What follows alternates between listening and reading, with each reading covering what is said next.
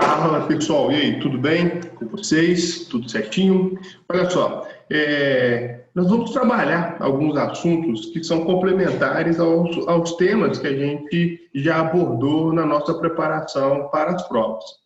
E um dos temas que a gente vai aperfeiçoar é justamente quando a gente fala sobre a China, né?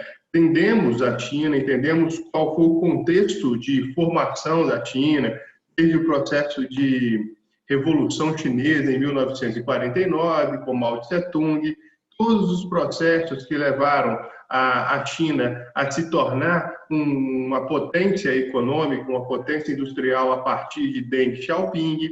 E hoje nós temos, atualmente nós temos na China a figura do Xi Jinping, que é o líder desse país, que hoje é a segunda maior potência econômica do planeta.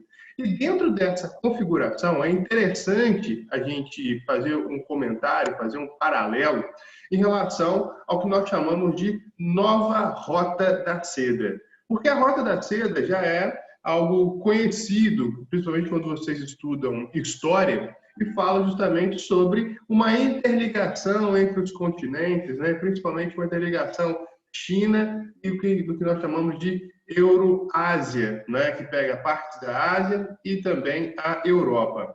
E dentro dessa condição, fazendo menção a essa Rota da Seda, o governo chinês, no ano de 2013, promoveu a ideia, lançou a proposta de criar uma nova Rota da Seda, que, na verdade, esse nome, Nova Rota da Seda, ele foi apropriado para lembrar lá no passado dessa rota que já existia.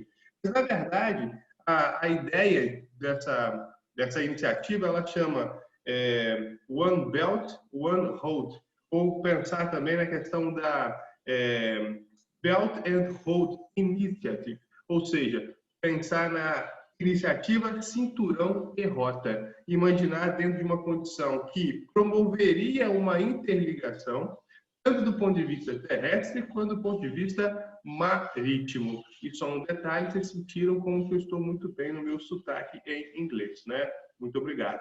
Mas dentro dessa configuração, a gente vai pensar o seguinte: quando fala sobre a Rota da Seda, é interessante comentar qual seria a origem dela, E aí vai raciocinar que a Rota da Seda ela teve um período de importância, principalmente quando a China era o centro da economia mundial e promovia essa ligação Europa mais Ásia. Isso tem 2000 anos, E nesse caso, essa interligação Oriente ao Ocidente, o objetivo principal era o quê? Estabelecer uma rota comercial entre os mercadores e uma rede multicultural entre os países que faziam parte, que eram abrangidos por essa rota. E dentro dessa condição, o principal produto comercializado era justamente a seda. Muitos historiadores até dizem que falar sobre a Rota da Seda é falar até mesmo por um processo de globalização, certo? Inicial de globalização. Porque quando a gente estuda globalização, muitos autores, a maioria dos autores, eles têm como concordância dizer que a globalização começa a partir das grandes navegações, Quando a Europa se expande para conhecer e conquistar outras áreas. Mas já tem especialistas dizendo que dentro de uma temática de incorporação e do ponto de vista comercial, a globalização ela antecede a esse processo e a Rota da Seda seria a condição da gente imaginar sobre essa possibilidade, beleza? Mas a gente entendeu, a gente tem uma noção do que é essa Rota da Seda e qual que é a origem dela. Então, nesse caso, o que seria hoje a Rota da Seda? Então, a Rota da Seda, nós podemos dizer que ela faz parte de um projeto muito ambicioso da China para que ela se torne uma grande potência econômica e ultrapasse os Estados Unidos, beleza? E dentro dessa condição, você vai pensar que a China ela investe maciçamente no mundo inteiro. Você pode observar que a China tem uma série de investimentos em infraestrutura em vários países do mundo. Então, ela investe, por exemplo, em exploração de petróleo, ela investe, por exemplo, na modernização de portos, na extração de recursos minerais. E dentro dessa temática, a China pretende retomar essa centralização que ela detinha na antiga Rota da Seda e ela quer novamente isso para o seu desenvolvimento. E para isso ela colocou um plano que até 2049, que é o centenário da Revolução Chinesa, já vai estar estabelecido todo esse potencial de economia que a China quer se desenvolver. E dentro dessa condição, então, essa nova Rota da Seda, ela foi lançada no ano de 2013 pelo Xi Jinping, e os investimentos, principalmente na área de transporte e infraestrutura. E aí você vai pensar, envolve Europa, Oriente Médio, Ásia, África, e interliga Oceano Pacífico, Oceano Índico, alcançando o Mar Mediterrâneo. Agora, o interessante desse contexto, né, é que, além dessa interligação, né, você vai pensar o seguinte, que a China, ela não apenas permite ou não apenas faz com que esses países asiáticos e africanos façam parte da Rota da Seda, tá? Particularmente, hoje nós já temos mais de 106 países que fizeram acordos com a China, além de algumas organizações internacionais. Mas não se trata, por exemplo, de um acordo multilateral, ou seja, a China fez um acordo com vários países ao mesmo tempo, um acordo em que todos os países estão envolvidos. Não é bem assim. A China se organizou de maneira de promover acordos bilaterais. Ela falou assim, Flávio, o que seria isso? Não são vários países? Então tinha que ser multilateral. Mas não. A China foi lá e vou dar um exemplo. A China foi e teve uma organização com um país africano. Vamos construir aí uma ferrovia. Então, qual foi o acordo entre a China e aquele determinado país africano? Por exemplo, existe um país chamado Djibouti, que foi e está recebendo grandes investimentos chineses. Ou seja, então foi um acordo entre China e Djibouti. Aí, a China vai fazer um acordo com outro país. Então, foi outro acordo bilateral. E o conjunto disso tudo vai integra, na verdade, essa nova Rota da Seda. Beleza? E dentro dessa condição, um dos fatores muito interessantes é que a China permite que vários outros países possam participar dessa Rota da Seda. Ou seja, não fica limitado a essa condição. Tanto é que o governo chinês vê com bons olhos o crescimento dessa rota também para o mercado da América Latina, entendeu? Ou seja, você vai raciocinar que isso até chega a causar um desconforto nos Estados Unidos, porque você imagina a China ampliando as suas áreas de relações pelo mundo e chega na América Latina, que é justamente uma área de grande influência norte-americana, né? E dentro dessa condição, só para você ter uma noção do quanto que é esse investimento chinês, você vai pensar, lembra lá do Plano Marshall, né? Que foi aquele plano de organização, de reconstrução da Europa promovida pelos Estados Unidos pós a Segunda Guerra Mundial? Então, quando a gente fala sobre essa condição do Plano Marshall, para você ter noção, o volume de capital investido pela China nos países que fazem parte da Roda da Seda chega a ser 13 vezes maior do que foi o Plano Marshall, que foi um plano de reconstrução da Europa. Deu para entender? Então, nesse caso, tem uma diferença também, porque não tem uma contrapartida militar. Por exemplo, quando houve o Plano Marshall, houve também, mais tarde, a criação da OTAN. Lembram disso? Organização do Tratado Atlântico Norte. E a China não está promovendo essa contrapartida militar. Há um investimento simplesmente do ponto de vista econômico. Essa aqui é a ideia. E dentro dessas condições, você vai pensar, então, que isso é puramente voltado para o desenvolvimento. Sendo que temos algumas características que a gente tem que analisar. Primeiro, poxa, Flávio, de onde que a China vai tirar dinheiro para poder promover todos esses investimentos? E aí, presta atenção, tá, pessoal? Quando a gente fala sobre investimento, o que a China está fazendo? Ela está entrando como se ela fosse um grande empresário nessa questão, beleza? E ela vai investir nos países. Então, vamos imaginar, ela chega num determinado país e vamos falar, vamos fazer uma obra de infraestrutura aí, porque isso vai potencializar o transporte, isso vai potencializar as suas relações comerciais. Aí o país fala assim, eu estou interessado, então nós vamos construir aqui agora uma rodovia, uma ferrovia, vamos construir um porto ao país. Beleza. Quanto vai ficar esse porto? Esse porto fica em 10 bilhões de dólares. O que a China faz? Empresta os 10 bilhões de dólares. Beleza? Então, esse país que vai fazer parte desse investimento, ele vai estar agora, de certa maneira, comprometido a promover a construção desse porto e, logicamente, ressarcir a China dentro do investimento que foi feito por ela.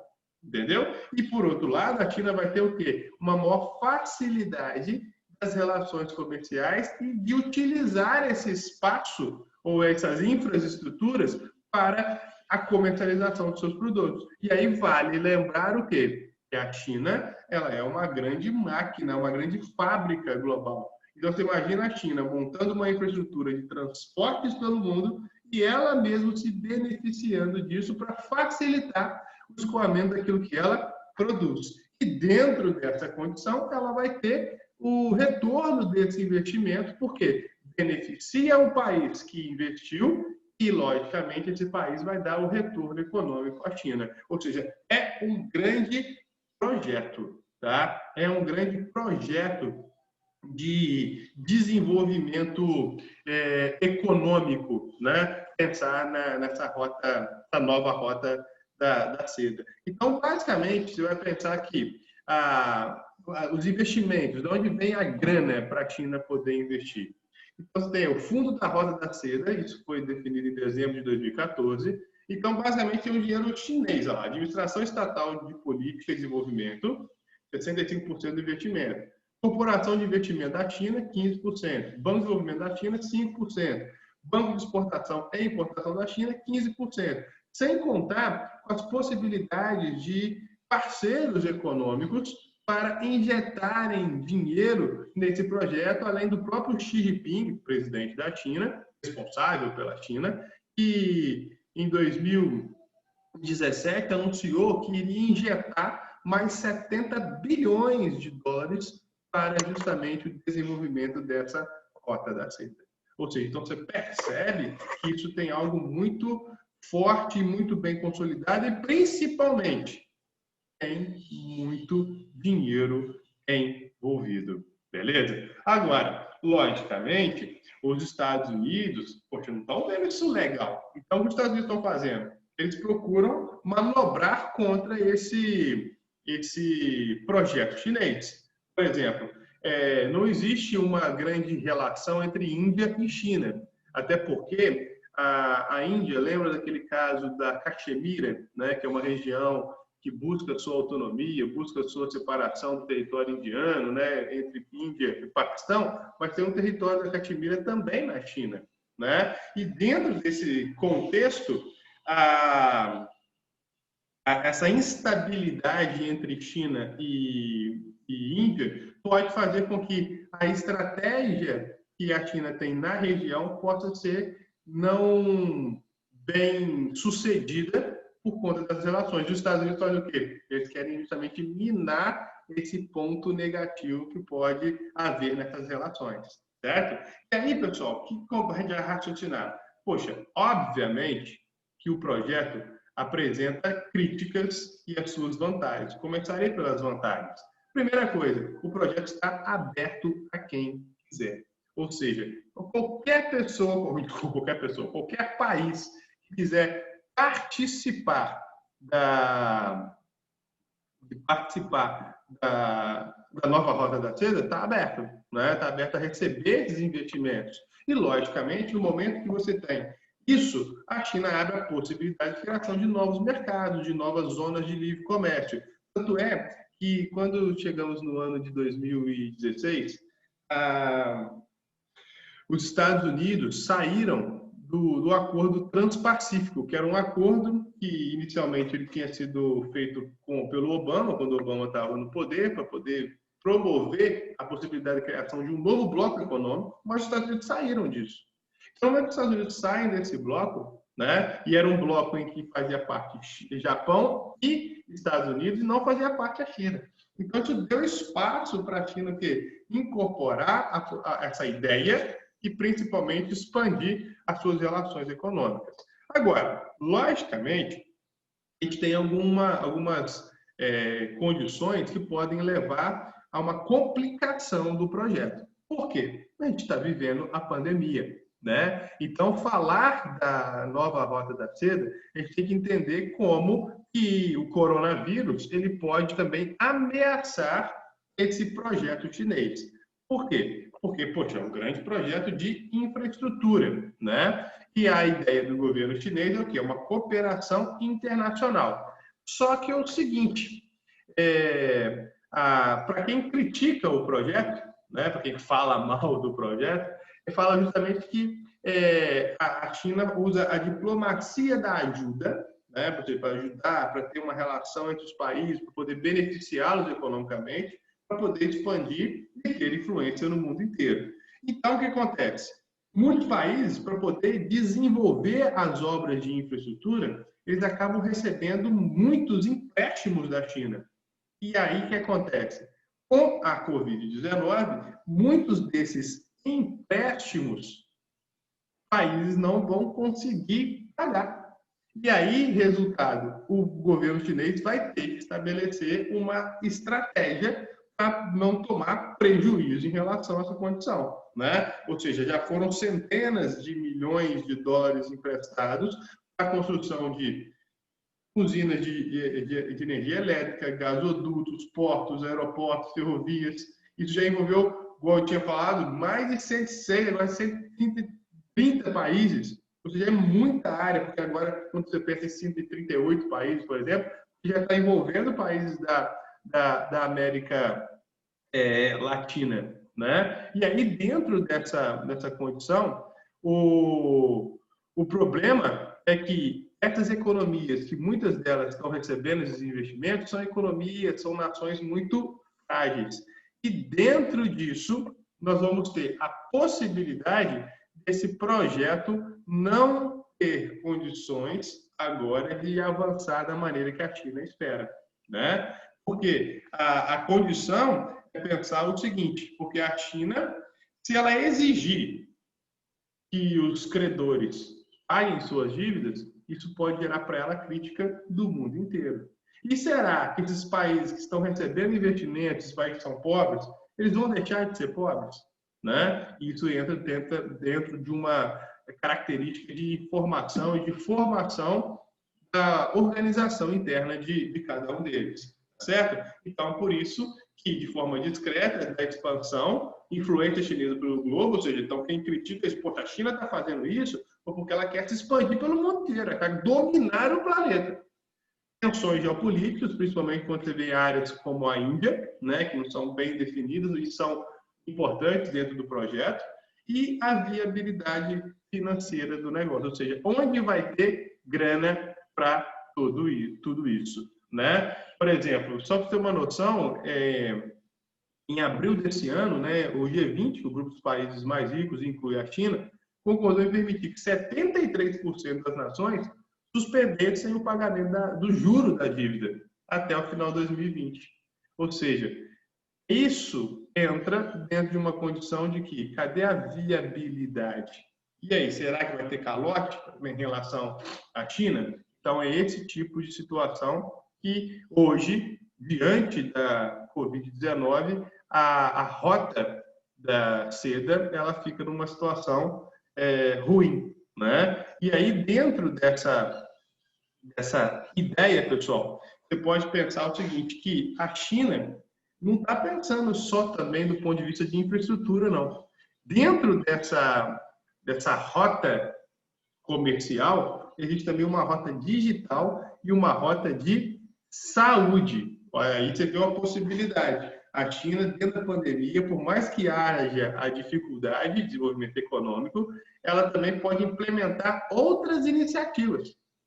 E a Rota da Seda, relacionando com a Rota da Saúde e a Rota Digital. Flávio, o que seria essa Rota Digital? Além da construção de infraestrutura para desenvolvimento econômico, a China quer fazer com que haja a questão das telecomunicações, instalação de hospitais, para que haja uma conectividade não só econômica, mas também sanitária e digital. Que loucura, que coisa ampla, né? E aí a ideia é a seguinte, só que a coronavírus está segurando. E aí, a China vai pensar em dar uma pausa em relação ao seu desenvolvimento ou ela vai continuar esse projeto ou deixar esse projeto de lado? Dificilmente eu creio que ela deixe de lado, mas talvez uma pausa para poder ter a recuperação econômica do mundo de uma forma mais concreta, beleza? Então, vamos raciocinar justamente em cima disso. E para a gente pensar nessa condição, só para a gente poder finalizar aqui o assunto, é pensar sobre o Brasil, porque a China vê grandes possibilidades do Brasil também fazer parte, se inserir dentro dessa rota da seda.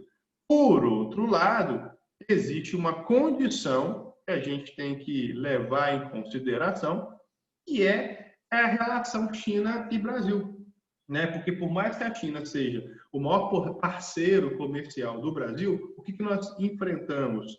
Enfrentamos uma questão em que as relações Brasil e China, do ponto de vista governamental, diante das ideologias adotadas por cada um dos países, haja um distanciamento do Brasil em relação a fazer parte de projetos que envolvam a China. Apesar do vice-presidente brasileiro no ano passado ter ido à China e dito, né, da possibilidade, sim, de ocorrer esse nível de integração entre os países e promover o nosso desenvolvimento. Beleza? Então, vamos esperar o que a China e o Brasil vão definir da maneira em que as relações diplomáticas entre esses países têm que ser estabelecidas de uma forma bem positiva.